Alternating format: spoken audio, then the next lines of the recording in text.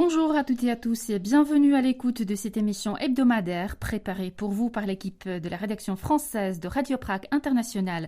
Dans cette émission, vous entendrez le lauréat français du concours international de traduction organisé par le Centre littéraire tchèque. À Olomouc, en Moravie centrale, des étudiants bénévoles aident les plus jeunes avec les cours en ligne. Nous les avons rencontrés. Mais tout de suite, nous allons écouter Jérôme Lacroix. Jérôme Lacroix qui est pharmacien en chef de l'armée française. Il est venu récemment en République tchèque dans le cadre de la coopération entre les deux pays dans la lutte contre la pandémie de coronavirus. Jérôme Lacroix a répondu aux questions de Martin Balucha. Précédemment, j'ai occupé plusieurs postes spécialisés dans les déploiements opérationnels notamment. J'ai également commandé un établissement de logistique médicale. Voilà, et j'ai participé au printemps, lors de la première vague en France, à la cellule de crise Covid, au sein de la direction centrale du service de santé des armées. Vous êtes pharmacien en chef. Quelle était votre mission ici en République tchèque ?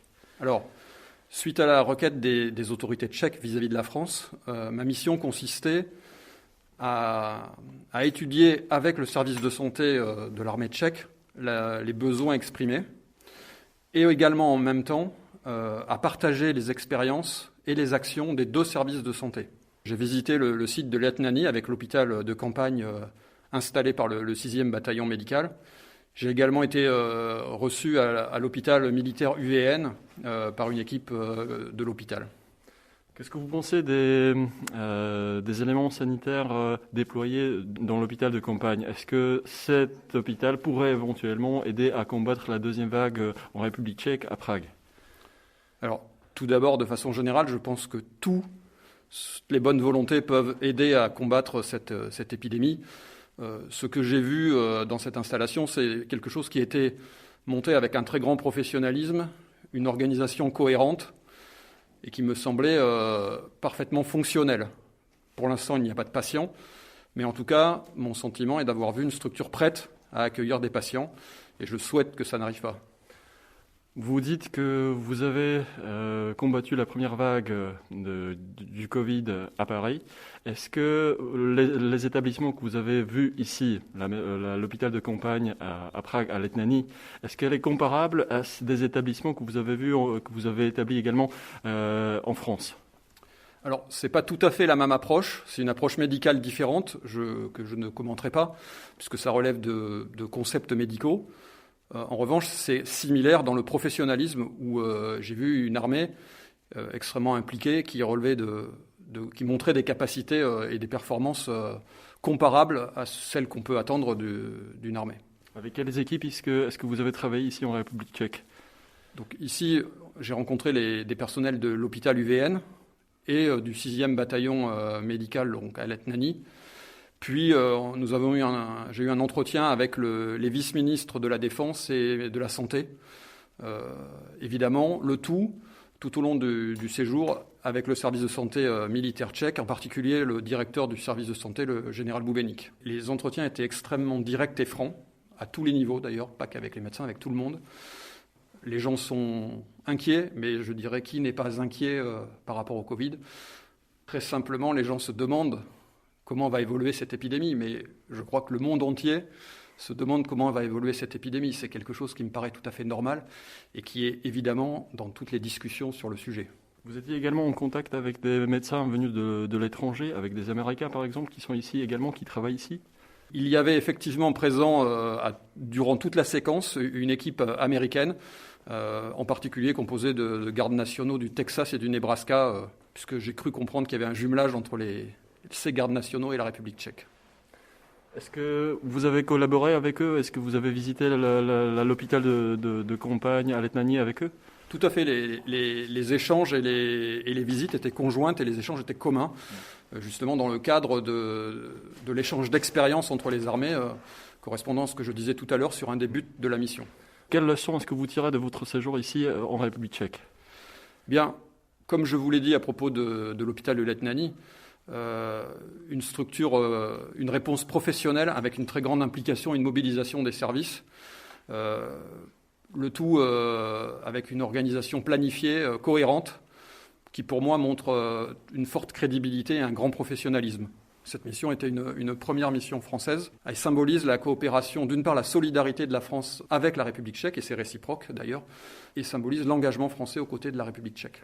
Ce qu'il y a par contre plus fréquemment, c'est de nombreux échanges avec des services de santé militaires, en particulier européens, dans le cadre de la solidarité européenne et de la solidarité au sein des nations, des services de santé militaires européens ou de l'OTAN. Donc par des échanges plus sur la base de conférences téléphoniques ou vidéoconférences.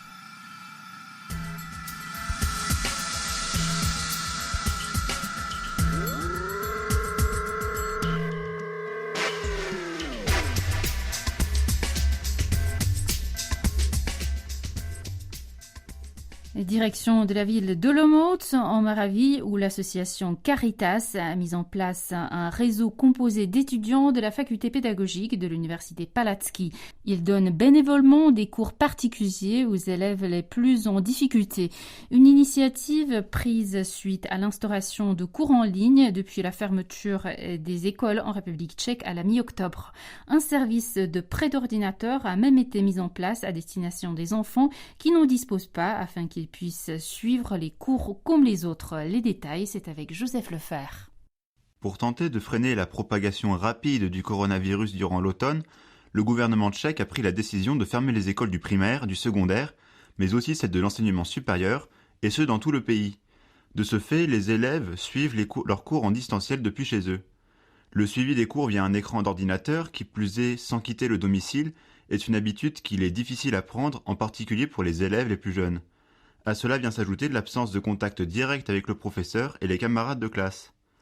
Au printemps dernier, l'association Caritas, basée à Olomouc, avait déjà créé un service de bénévolat composé d'étudiants de la faculté de pédagogie pour donner des cours particuliers aux enfants ayant besoin d'aide lors de cette période difficile.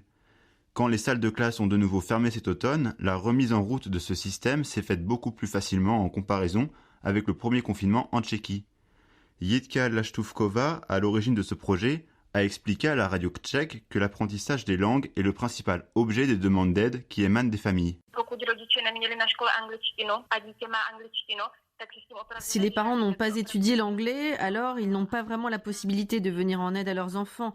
Cela revient le plus souvent pour l'anglais et l'allemand, mais aussi des matières de base comme la langue tchèque ou les mathématiques.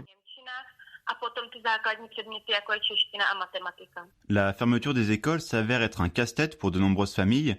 Quand celles-ci comptent de jeunes enfants, l'un des parents doit la plupart du temps rester auprès d'eux et donc travailler à distance simultanément. Certains se voient même dans l'obligation de prendre un congé pour pouvoir s'en occuper. En outre, certaines familles n'ont même pas la possibilité d'acheter un ordinateur, un outil devenu nécessaire pour le suivi des cours de leurs enfants. Caritas s'est alors penché sur le problème. Nous avons commencé à travailler davantage sur la possibilité de prêter des ordinateurs aux familles, car beaucoup n'en ont pas. Nous avons fait un effort pour créer des réserves et un réseau pour être en mesure d'aider les familles qui nous contactent parce qu'elles ont besoin d'un ordinateur.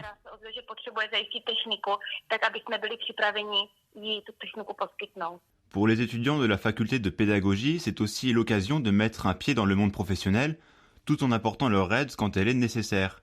Une des bénévoles, Teresa Mikošková, a confié à la radio tchèque qu'elle apprécie l'expérience.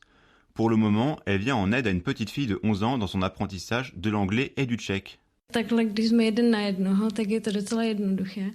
C'est assez simple quand on est une personne par enfant. C'est beaucoup plus difficile pour un professeur d'enseigner à distance à une trentaine d'élèves et de maintenir leur attention, contrairement aux cours en présentiel où il peut les garder sous contrôle.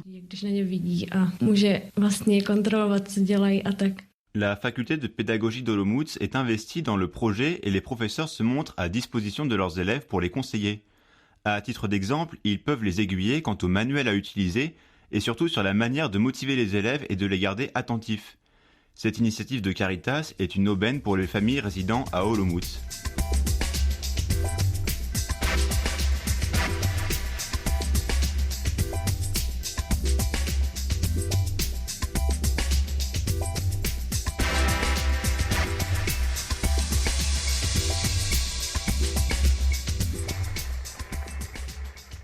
Les centres tchèques dans le monde et le Centre littéraire tchèque organisent depuis 6 ans le concours international de traduction prix Zuzana Roth à destination des jeunes talents de la traduction. Cette année, 104 traducteurs du tchèque issus de 13 pays ont participé au concours et 13 d'entre eux ont remporté ce prix. Parmi les lauréats de cette année, le français Benjamin Hildembrandt. Il est au micro d'Anna Kubishta. Je m'appelle Benjamin Hildembrandt, je suis actuellement professeur de français à l'université, mais surtout je suis professeur d'histoire-géographie en français au lycée Slave d'Olomouc, à la section française. Ça fait maintenant 10 ans que je suis à Olomouc. J'ai connu Olomouc grâce à un séjour Erasmus en 2004-2005. C'est là que j'ai rencontré ma future femme, donc je suis revenu quelques années plus tard en République tchèque pour travailler. J'ai d'abord enseigné simplement le français au lycée Božena Němcová de Hradec Králové. Et ensuite j'ai trouvé ce poste au lycée Slave d'Olomouc. Donc je suis venu ici parce que j'ai d'abord un diplôme d'histoire, donc c'était mes premières amours, on peut dire. Et donc c'était une opportunité pour moi de combiner les deux, de combiner l'enseignement du français et de l'histoire en même temps. Voilà, et vous avez la chance donc de vivre dans cette très très belle ville d'Olomouc en Moravie. Alors, le prix Zuzana Roth, c'est pas le premier prix de traduction qui vous est attribué. Vous avez quand même quelques jolis petits succès de traduction derrière vous, et notamment en 2015, le prix Václav Černý, le premier prix, qui est un prix quand même plutôt prestigieux. Qu'est-ce que ça représente justement la traduction au milieu de vos autres activités justement d'enseignant et de recherche doctorale aussi? C'est plus un loisir. Je dirais que j'ai appris la langue tchèque par obligation pour pouvoir communiquer ici. C'est quand même beaucoup plus simple. Et petit à petit, comme je me suis quand même pas mal amélioré, ça m'a intéressé la première fois que j'ai essayé de traduire. Et c'est plus donc un loisir, un koniček, comme on dit en tchèque. C'est un loisir, mais que vous avez visiblement, que vous aimez bien confronter, disons, peut-être dans le cadre de type de compétition, si on veut. Qu'est-ce qui vous a incité justement à passer ce nouveau concours, le prix Zuzana Roth? Déjà quelque chose de technique, sûrement.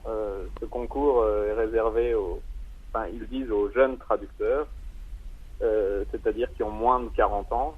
Et moi, j'en ai 39. Donc, c'était maintenant ou jamais. En plus, la façon dont se déroule ce concours, je trouve, est intéressante. C'est-à-dire que tout le monde doit choisir, tout le monde traduit le même extrait. C'était un extrait du livre de Veronika Bendová, Vytěžený kraj. Et donc, au moins, à la différence d'autres concours, le jury peut comparer vraiment la qualité de la traduction directement. Alors que quand la traduction est libre, on choisit l'extrait qu'on veut, il y a forcément l'influence de l'extrait tchèque qui est choisi, de la qualité de cet extrait. Alors qu'ici, tout le monde part sur un pied d'égalité. Bien sûr. Alors, vous parlez justement de ce texte de Veronika Bendová. Quelle était sa longueur et comment est-ce que vous avez justement abordé cet extrait de son roman? Il faisait une vingtaine de pages, je pense. Ça correspondait à quelques chapitres. Je n'ai pas lu le roman, mais par rapport à l'extrait qui a été choisi, on comprend très vite. On nous présente les personnages principaux. On comprend très vite ce qui se passe. Et ça m'a intéressé surtout parce que c'était la région de Most, cette région du nord de la République tchèque. Et je ne connais pas cette région, je suis jamais allé, mais au niveau historique, ça m'intéresse par rapport à ce qui s'est passé avec le communisme, l'exploitation des mines, le déplacement de cette église. C'est une région qui m'intéresse, donc de ce point de vue, j'ai trouvé cet extrait bien choisi. Est-ce que vous avez eu des difficultés, est-ce que vous avez rencontré des difficultés de traduction pendant votre travail? Oui, mais je dirais que globalement, c'est quand même beaucoup plus facile de traduire des textes actuels que des anciens textes. J'ai déjà essayé pour le concours justement Václav Černý de traduire une nouvelle de Ladislav Fuchs, donc une nouvelle écrite dans les années 1960, et on voit à quel point la langue tchèque évolue comme toutes les langues, et moi je parle un tchèque actuel, plus moderne, et forcément c'est beaucoup plus difficile de rencontrer un tchèque un peu plus ancien, un peu plus, pas archaïque, mais vraiment différent du tchèque actuel. Mais malgré ça, il y avait bien sûr des petits problèmes quand même dans cette traduction du texte de Veronika Bendová, et notamment une expression qui, dans le texte, en tchèque, c'était cukrový dům. J'ai demandé à beaucoup de monde ce que ça pouvait être. Personne ne comprenait, même par rapport au contexte. Donc j'ai traduit ça comme des maisons à sucre, parce qu'il y avait des usines qui fabriquaient du sucre dans cette région à ce moment-là. Mais ce que j'aimerais surtout, c'est demander à l'auteur ce qu'elle voulait dire par cette expression. Justement, une rencontre avec l'auteur est prévue, mais avec le contexte actuel, on ne sait pas quand ce sera, et qui ce sera. Mais je pense que ce serait la première question que je lui poserais. C'est vraiment, même pour les Tchèques, c'était quelque chose de bizarre. Voilà, pour lever le voile sur ce mystère du tchèque. Ce concours est assorti justement d'un prix. Alors d'habitude c'est un séjour en République tchèque et un séminaire avec un séminaire de traduction. Alors bon, vous pour le coup vous habitez en République tchèque, et puis le séminaire de traduction, qu'est-ce que ça va donner vu la situation actuelle? En effet, comme vous le rappeliez, avec la pandémie, ça risque de se faire plutôt en ligne, ou ce sera reporté? Apparemment, ça devait se faire la dernière fois qu'on en a parlé avec le centre tchèque, ça devait se faire au mois de juillet. Donc il y a quand même des chances que ça ait lieu, mais bien sûr, la situation actuelle avec la pandémie est compliquée. On verra ce qui va se passer. On attend les nouvelles et on avisera à ce moment-là.